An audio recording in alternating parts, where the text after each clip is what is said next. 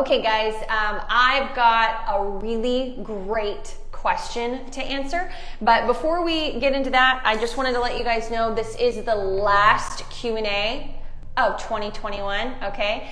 And next year you'll see the prompts on our Instagram stories again to ask questions for the new year. Okay, I'm gonna dive right in. First of all, I just kind of want to mention to you guys that our online school launched, and I need to say that it would make a great gift for a puppy owner for Christmas. So Sparky and I, Sparky's not here, we've done tons of videos from behavioral puppy stuff to just your basic obedience, and it really outlines the schedule and everything you need to get into a good space with your puppy. So it makes a great gift. You guys can sign up. You can go to thepuppyacademy.com online school. I'm like making sure I'm saying this correctly to check it out if you're interested. Okay, all right, let's get into the meat of this. All right, Justin has a lot going on in his life and with his puppy. His family does, him and his wife. And I think that it's just really important to remember. Oh, good job, Harry. Where are you going? Are you jumping ship? Come here, Harry. I think it's important to acknowledge that a lot of people, Justin, I work with people all the time that are experiencing the same thing that you are.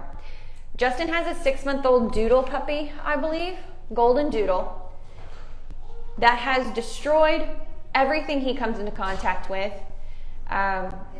Even bigger problem, an inability to walk on the leash, vacuums up every piece of debris that he can shove in his mouth, wood chips, leaves, stones, deer scat. Anybody need to know what that is? Oh, okay, I'll move on.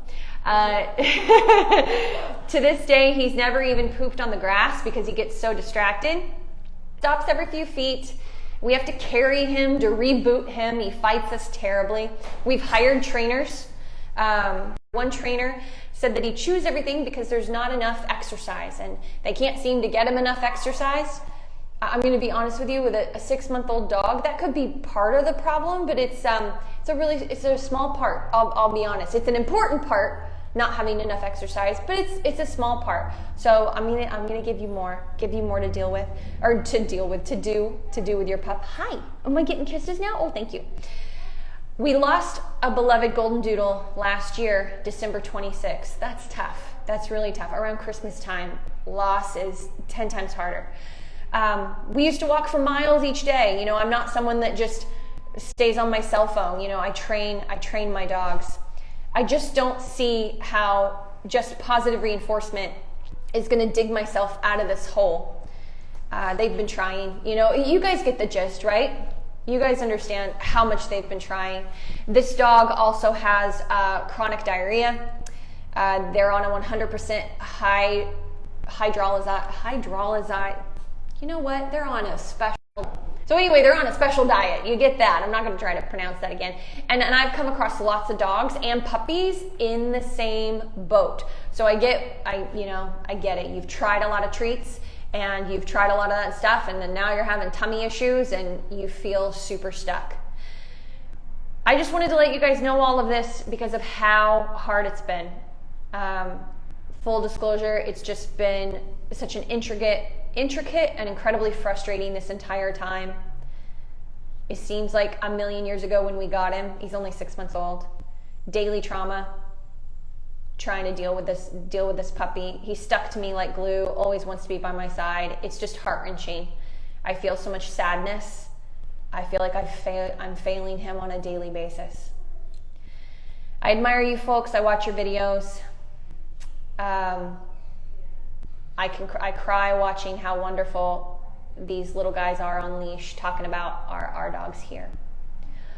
Okay, so Justin, did I get that right? I think it was Justin. Yeah, Justin, you're not alone. Like I said, with the way that I work with dogs and puppies, it feels like most dogs are like this. I know that's not the case.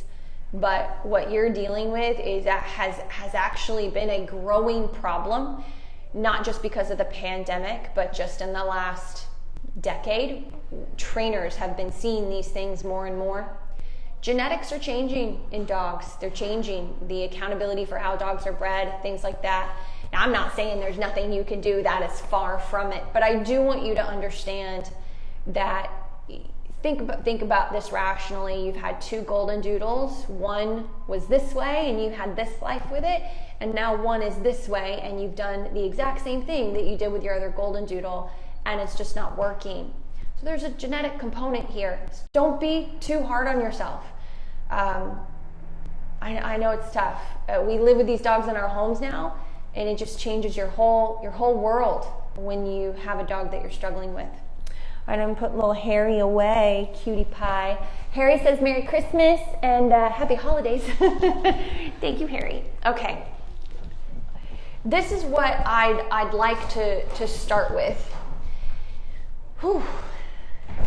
Many of you at home who are having issues with just getting your puppy to budge on leash, which is pretty common, can take away some stuff from this. This is a 6-month-old doodle.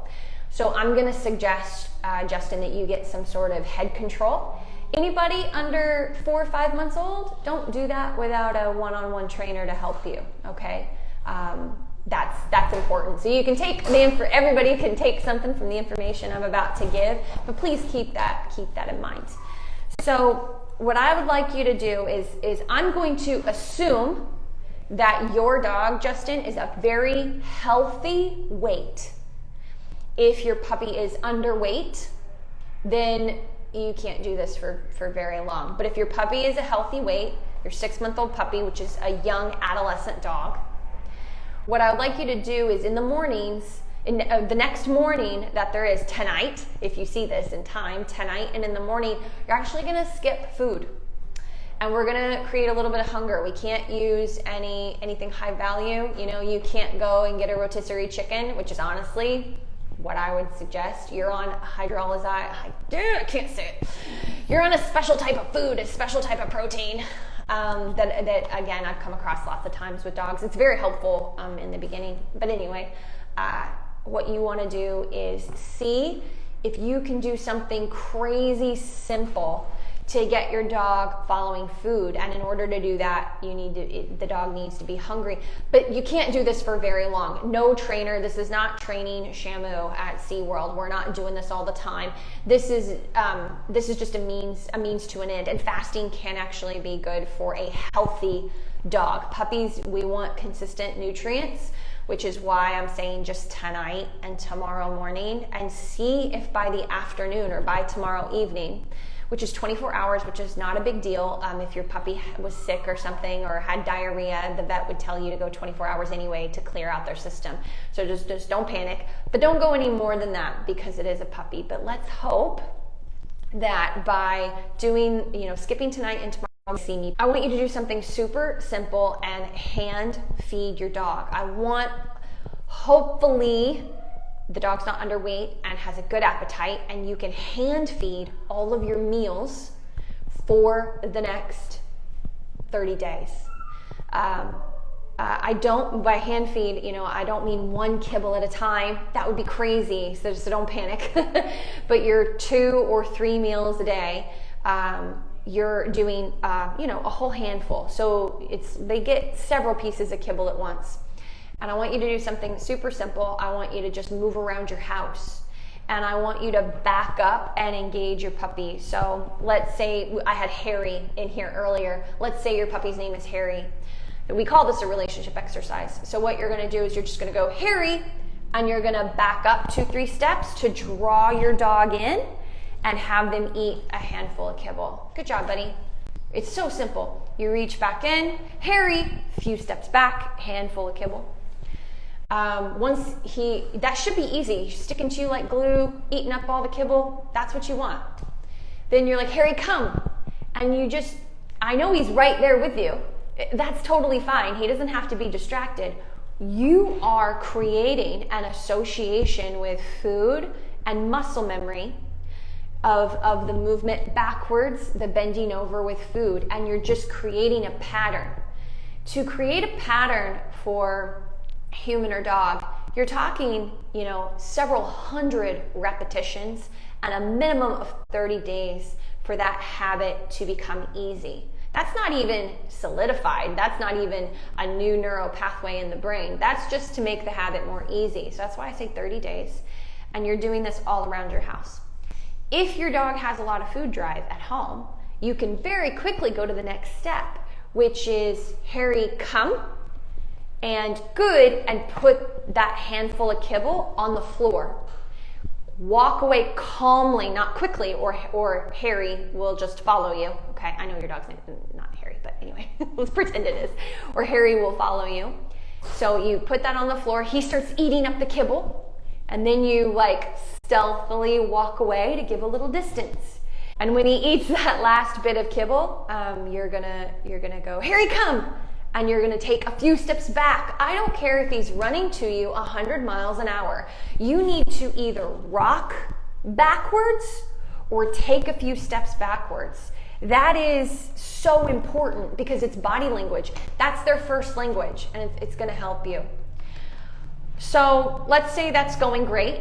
Then you're going to have to like up your body language techniques, and you're gonna walk with him in the house. And then you're just gonna like bend down, boom, shoot him a handful of food, good. And then you switch it to let's go. You can say come if you want. Let's go, Harry. Take 4 or 5 steps, good. Bend down, handful of food. Let's go, Harry. Do a turn, good. Handful of food. Stop trying to walk outside. I don't care if you're in a tiny apartment. I used to train out of a tiny apartment. I utilized the bathroom, the hallway, the tiny little kitchen, squeezed around the pathetic dining table I had. I made it work, and you can too. So do your walks inside, 10 to 15 minutes, 20 minutes, I don't care, whatever you have time for. Once your puppy gets into a groove, you do those 2 stages, your puppy gets into a groove, then have them drag a leash on flat collar or drag a slip leash. Now, for those of you under 5 months old, 4 months old, it needs to be a harness, okay?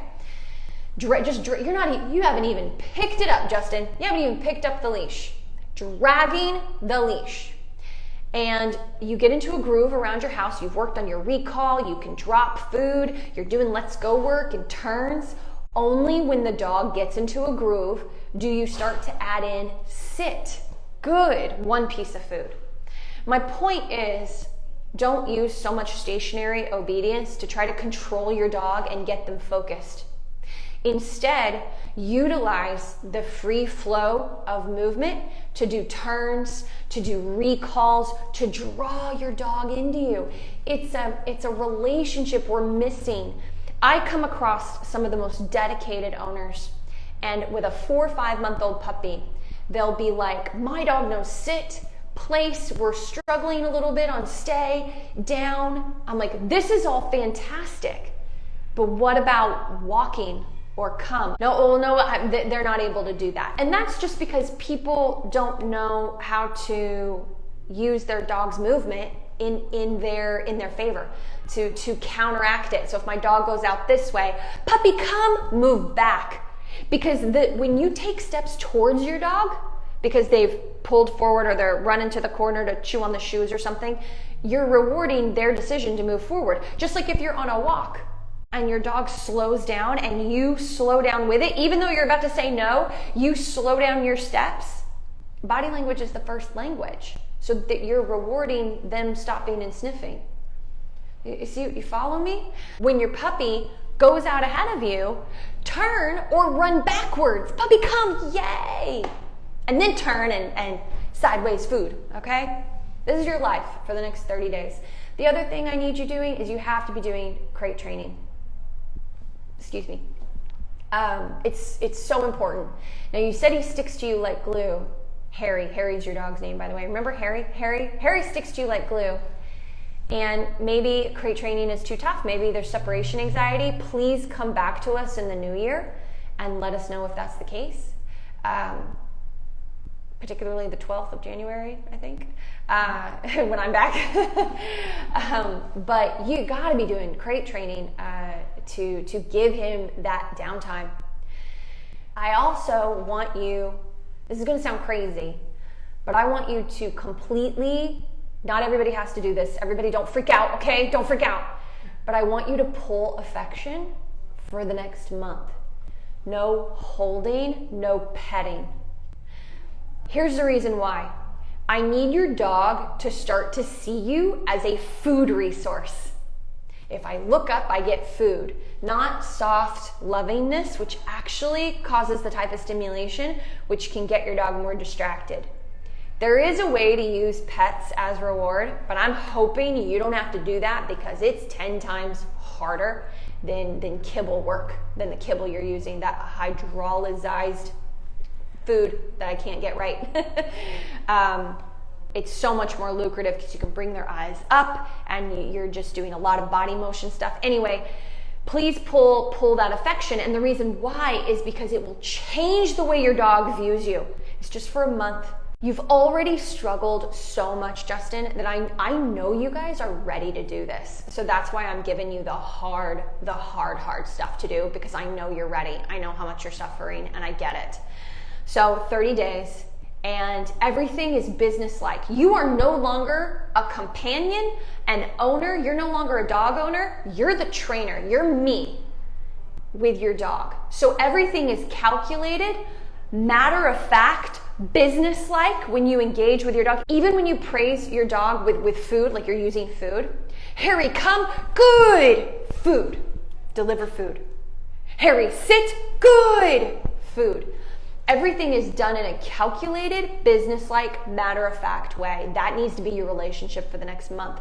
I'm hoping, because we do this all the time with dogs that are struggling with a variety of issues. When you pull emotion and affection, the dog has more clarity for what it needs to do, 1. 2, you're playing hard to get a little bit.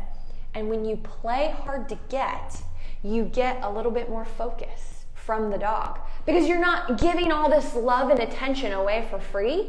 So the dog is like, oh, you said something? What did you say? What did you say, Justin? What was that? That's what I'm trying to create in your dog. And you'd be amazed how pulling affection, though I know it's so hard, you'd be amazed how much that can help in combination with your other training, okay?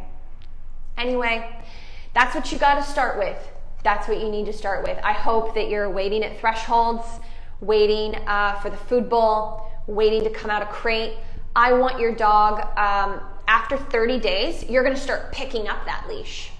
And then you're gonna start teaching leash pressure on and off inside. He's still gonna be a wreck outside. That's not gonna change, but that's okay. Your trainer said to take a breath, and you're gonna start to implement those things inside first. That's what we do in a board and train. If I get a puppy for a 6-month-old puppy, 3 days is all indoor work and yard work, but that's still a very controlled, calm setting before we even go for a walk most of the time, especially if it's the issues that you're dealing with. And if I do go for a walk, it won't be in the neighborhood. I'll actually put them in my car and go to a park somewhere where there's not like this straight line, and I'll work them in a field. Well, we don't have a lot of fields in LA, but I'll try to find them, and I'll go to an open park that's not too busy, and I'll just walk around, and I'm not expecting for perfection. I'm just like, when the dog pulls, I go in the opposite direction, So anyway, that's a start. That is only a start. So Justin, the other thing we'd like you to do is, I personally would like you to DM us your email. There's more, guys, there's more I didn't even go over. DM us your email and I can give you some private, not private, but I give you some other sources of information. I'd be happy to do that. I probably won't get to it to the new year, but if you'll do that, I'd be happy to help you out, because you're in a pickle, and a lot of people are in that same pickle. Whew. All right, we're done, and we're done with that. Anyway, Justin took up the whole time. I knew it was going to be great. It was going to be really great to outline some of those things, resources that you all can take from that. And let's just send out good thoughts and prayers to Justin that that dog gets food motivated with his hydrolyzed protein. Man, I'm going to say that I'm a trainer and I'm an educated woman, and I can say that word. I'm going to practice it, and when I come back on the 12th, we're actually back on the 5th, don't worry. hydrolyzed. Dang it! I'm gonna practice it. You wait and see. All right. I always read it on the bag, but I've never said it out loud. Okay, anyway, moving on. Moving on. I want to talk to you guys about Christmas safety. Now, I could talk 30 minutes on this, but Ricky won't let me, so I have 5 minutes. So anyway, guys, Christmas is a crazy time of year. I don't know about you guys, but I do not have the energy to make sure my energy is perfect for my dogs, and I'm telling them exactly what to do and how to do it and when to do it, and I'm definitely not on top of things. And I want to relax a little bit. Now, that doesn't mean training goes out the crapper. There are certain absolutes that should never change, like pausing at doors, not pulling me on leash, calm at thresholds, calm for food, invited onto furniture for some of my dogs. There are certain things that don't change. But you know what does change? Double the cuddling. That's mostly what changes, because I do not have the energy to be like, no, place. Have I spent enough, like, too much time petting you today? Okay, you have to go to place and lay down for a few hours first. No. There's no brain room for that. So what happens is, come the new year, I'm ready. I've got this mindset where I'm going to relax a little around the holidays. Okay, I'm going to enjoy my dogs a little bit too much, just like we enjoy other things too much, like food and stuff like that. And if I can't focus on my dogs or my puppy, it's no big deal. Why? Because I can put them in crate. Or for me, I've got some dogs are crated, some dogs are in the bedroom. And when I've got people coming over, and I've got, Aunt Serena who can't stop getting my dogs all excited, and I know she's coming, dogs are in crate when Aunt Serena or Uncle Jim knocks on the door to ruin my calm dogs because they don't listen to me, because I'm the niece or the nephew or the granddaughter or whatever, or the daughter. Parents don't listen either. I've tried. So anyway, put your dogs away with all that chaos. No big deal. Wait till everybody's already eaten. All right? Because, man, there are so many issues with toxicity and things like that with dogs around this year. Don't give them a piece of turkey or ham, and don't let your uncle do it either. You know he's going to sneak it, and then you're the one dealing with the diarrhea. So keep them away. And when people are like, oh, where's so-and-so? Oh, I'll bring him out later. Hug, hug, hug. Put your present under the tree. No big deal. No big deal, guys. I think that we want so much for our dogs to be part of all of those situations, but we're not in the presence of mind to have our dog or puppy. Puppies are so hard because it's your job. When your dog is under 2 years old, it's your job to teach your puppy how you want them to behave in those scenarios. And the holidays are just not a good time for that. You got, Aunt Serena sneaking, scraps under the table, and you've got all this stuff going on. So you can't focus on teaching them what you want out of them. So just put them away. Everybody's eaten. Everybody's calmed down a bit, like things have chilled out. Then bring them out if you want to. But bring them out on leash. On leash. I even have a 5-year-old German Shepherd who is way too social, and everybody just gets in all of her fur, and she gets wild. She comes out on leash still. I got 4 dogs. I don't have time for all of them to just be perfect, okay? So you put a leash on your dog. You walk them out of crate or the bedroom or wherever they are, or the puppy playpen. Walk them out calmly. If you're dealing with a puppy under 1-year-old especially, have food on you. It's not a Band-Aid, okay? It's not. Especially when you're dealing, I'm so tired of hearing that the leash and food is a Band-Aid for dogs. You know what? If you're in a high pressure scenario dealing with prey, like you're around squirrels or other dogs or lots of family members, you need reminders, especially if your dog is under 1 or 2 years old. So that leash needs to be on. You got your cute little, Christmas outfit on, and then you got a training pouch right here with the food. All right? And you're prepared. You're dedicated. That's when you can bring your puppy out and have, be like, oh, instead of loving on my puppy, here's a treat. Ask him to sit. We're training my puppy right now. Will you ask him to sit? I'd love to see if he'd do it. Oh, thank you. Thank you for helping me, Aunt Serena. And then move on to the next person. and see how your puppy does. You know, don't expect your dogs or your puppy to just know how to behave, okay? It's a safety thing too. It's a huge safety thing. What happens is we take our eyes off the dogs, and then they're getting fed scraps, or the grandkid runs over and starts putting a lot of pressure on your dog or puppy, and you're missing it. You're missing the beginning signs. And you know what? Your puppy's not gonna snap at that kid. They're not. They're gonna hold it together and be like, what's happening? What should I do? They're not gonna snap at that kid. They'll snap at the next kid that does it, because no one protected him the first time it happened, when he felt pressure and no one was there to help him with a leash or food or guide the puppy through it. That's how they think, guys. So, but anyway, guys, all right, so we're gonna wrap up. I hope that helps you, and then just have the mindset that come the new year, you'll tighten back up. So cut yourself some slack. Be preventative is my long-winded, example of that. Be preventative of bad behaviors. Cut yourself some slack as well, and just be ready, to get back on it come the new year. And yeah, so I hope that you all have a wonderful holiday, and I'll see you next year, Wednesday, 1 p.m. Pacific Standard Time. January 5th will be our first day back, right? Yeah. I'll see you next year.